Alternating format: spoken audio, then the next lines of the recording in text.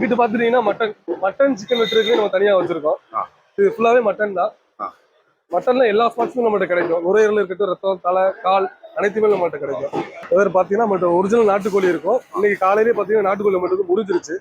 அது போக இது எல்லாமே பாத்தீங்கன்னா ஃபார்மிங் பண்ணக்கோழின்னு சொல்லுவாங்க. பண்ணக்கோழி தான் நம்மகிட்ட கிலோ பாத்தீங்கன்னா வெறும் 300 ரூபாய்க்கு நம்ம கொடுத்துருக்கோம். இப்படி அதுக்கு அடுத்து இங்கிட்டு வந்துட்டீங்க அப்படின்னா இது சிக்கன் வெட்டுறதுக்கு தனியா ஸ்பாட் வச்சிருக்கோம். இதுல பாத்தீங்கன்னா சிக்கன், நாட்டுக்கோழி, சில பேர் ஸ்கின் ரிமூவ் பண்ணி கேட்பாங்க, சில பேர் ஸ்கின்னோட கேட்பாங்க. அப்போ இந்த பட்சத்தில் கையோட நம்ம வாங்கி கொடுத்துட்றோம்.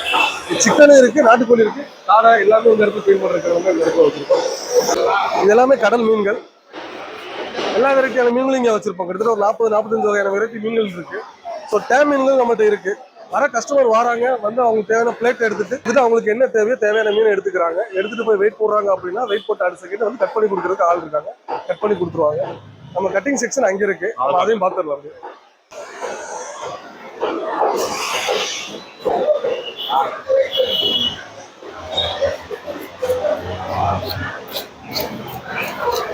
இது நம்மளோட ஃபிஷ் கட்டிங் செக்ஷன். இது எப்பவுமே பார்த்தீங்கன்னா நம்ம கட் பண்ணுறதுக்கு ஆள் இருந்துகிட்டே தான் இருப்பாங்க. நீங்கள் க்ரௌடை பார்த்தாலே தெரியும், வந்து லைனில் நிற்கிறாங்க. வித்தின் ஒரு 5 மினிட்ஸ் 5 நிமிஷத்துல ஃபுல்லாகவே கட் பண்ணி கொடுத்துருவாங்க. அதாவது நம்ம சண்டே ஆச்சுன்னா நம்ம வந்து மட்டன், சிக்கன், மீன் இதெல்லாமே தேடி நம்ம வாங்குவோம். இந்த ஒரு கடைக்கு நீங்க உள்ள வந்தீங்கன்னா எல்லாமே ஒரே இடத்துல மிக குறைந்த விலையில கொடுத்துட்டு இருக்காங்க.